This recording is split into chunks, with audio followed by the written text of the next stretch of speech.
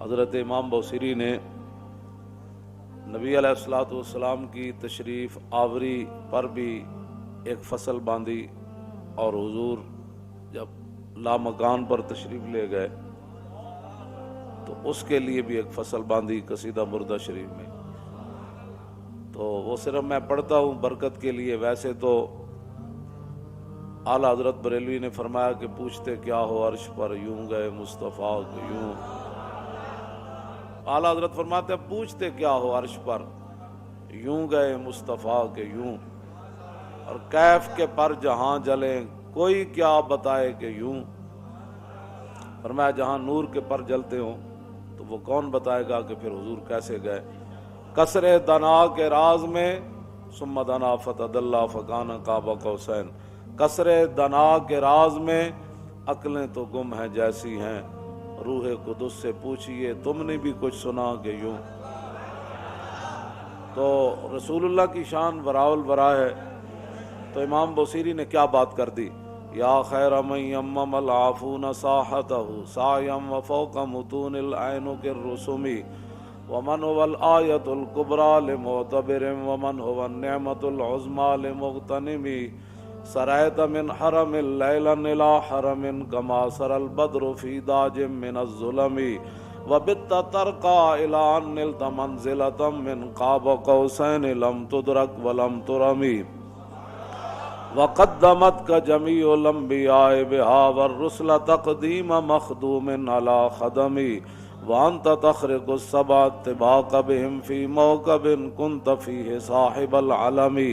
حتى اذا لم تدع شابا لمستبق من الذنوب ولا مرقا لمستنم، خفضت كل مقام بالاضافه اذ نوديت بالرفع مثل المفرد العلم، كما تفوز بوصل اي مستتر عن العيون وسر اي مكتتم، فحزت كل فخار غير مشترك وجزت كل مقام غير مزدحم، وجل مقدار ما وليت من رتب وعز ادراك ما وليت من نعم، بشرى لنا معشر الاسلام ان لنا من العناية ركنا غير منهدم، لما دعا الله داعينا لطاعته بأكرم الرسل كنا أكرم الأمم، مولاي صل وسلم دائما ابدا۔ امام بوصیری فرماتے ہیں رسول اللہ جہاں تک گئے نا آج تک کسی کے خیال میں بھی وہ جگہ نہیں آئی، وَبِتَّ تَرْقَى إِلَىٰ نِلْتَ مَنْزِلَةً، حضور اس مقام پر تشریف لے گئے جہاں آج تک کسی کو خیال بھی نہیں آیا، اس واسطے اور نہ کسی نے اس مقام کا ارادہ کیا، بس اتنی بات ہے۔ بدو گفت سالار بیت الحرام، اے حامل وحی برتر پرام، جو در دوستی مخلصم یافتی، عنانم ز صحبت چرات آفتی۔ جب رسول اللہ جو ہے وہ آگے تشریف لے گا نا تو جبریل کو فرمایا جبریل بدو گفت سالار بیت الحرام، اے حامل وحی برتر پرام، جو در دوستی مخلصم یافتی، انانم ز صحبت چرات آفتی۔ فرمایا تو نے مجھے دوستی میں مخلص نہیں پایا جبریل، جہاں تم کہتے رہے میں جاتا رہا، اب میں کہتا ہوں آگے چلیے۔ اگر یکسر منہ برتر پرم فروغ تجلا بسوز پرم، بس اتنی بات عرض کی حضور۔ آپ فرماتے ہیں میں آگے چلوں، میں تو ایک بال برابر بھی آگے ہوا تو میں تو جل جاؤں گا، تو پھر حضور کہاں تشریف لے گئے؟ اے مولویاں پھر جھگڑے کتوں کٹے نور بشر دے، نور تو پھر رک گئے، پھر آگے کون گئے؟ اسی لیے حضور نے فرمایا کہ میری حقیقت میرے رب کے سوا پھر کوئی نہیں جانتا، بس اتنی بات ہے اور کوئی مسئلہ نہیں ہے۔ جتنا بھی کوئی حضور کا مقام مرتبہ بیان کرے گا اپنے خیال کے مطابق، حالانکہ حضور کی شان اس سے آگے ہے۔ داتا صاحب کشف المعجوب میں لکھتے ہیں بات تو یہ ہے احسان مندی کی، فرمایا کہ جس مقام پر رسول اللہ تشریف لے گئے تھے معراج والی رات، اگر گناہگار امت کا خیال نہ ہوتا تو حضور نے واپس نہیں آنا تھا۔ اس واسطے رسول اللہ کی شان وراء الورا ہے، اور ہمارے بزرگوں نے وہ باتیں بیان کی ہیں جن کا میں نے ترجمہ بھی ابھی نہیں کیا، تو آپ ویسے سبحان اللہ کر رہے ہیں، اگر ترجمہ ہو جائے تو حضور کی شان وراء الورا ہے، صرف جہاں بھی بیٹھے حضور کی شانیں بیان کریں۔ دین کی ترجمانی کے لیے بھی تو اندر کوئی دم خم چاہیے نا، اس کی ترجمانی کے لیے بھی تو پھر امام احمد رضا ہونا چاہیے نا، یا امام ربانی ہونے چاہیے، ہاں جی، جو قلعہ گوالیار میں بھی جا کر اذان دے دیں،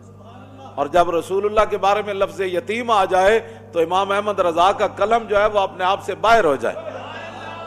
کہ بندے حضور کے بارے میں حضور کو یتیم کہہ دیا تو اعلیٰ حضرت نے فرمایا او اس کو پتہ نہیں تھا مولوی کو، اس نے کیا تقریر کی، حضور اقدس قاسم النعم مالک الارض رکاب امم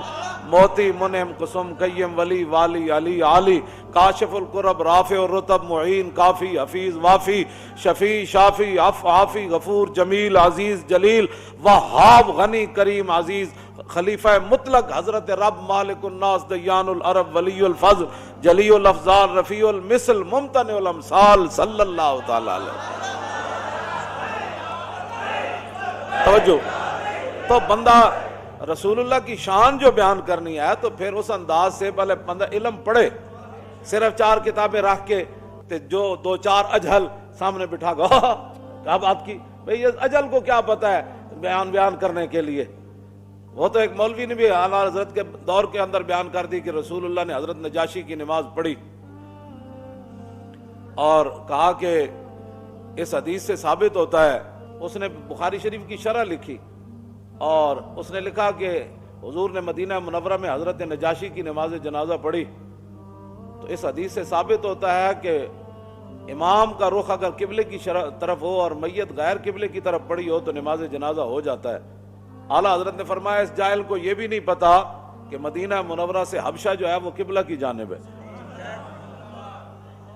حبشے کی طرف، ہاں جی، تو پتہ بندے کو یہ بھی نہ ہو اور بندہ بخاری کی شرح لکھ دے، ہاں جی، تو اعلیٰ حضرت فرماتے ہیں اس جاہل کو یہ بھی نہیں پتا تھا، ہاں جی۔ تو لوگ ہمارے اس طرح کے آج کل بڑے بڑے جناب، حضور نے فرمایا نا یکون فی آخر الزمان دجالون کذابون یاتونکم من الاحادیث ما لم تسمعوا انتم ولا آباؤکم فایاکم وایاہم لا یضلونکم ولا یفتنونکم۔ حضور نے فرمایا ایک وقت آئے گا میں آخری زمانے میں بڑے بڑے فریبیے پیدا ہوں گے۔ بھائی جن مسائل کے اندر امت خاموش ہے، جو ہمارے بزرگ مسائل حل کر چکے ہیں، کن کے کہنے پر تم نئے نئے مسائل کھڑے کر رہے ہو؟ اس وقت ان مسائل کا وقت ہے، اس وقت تو مسائل کا وقت یہ ہے کہ برما میں کیا ہوا اور دہلی کی جامع مسجد کے امام صاحب کی آنکھیں نکال دی گئی۔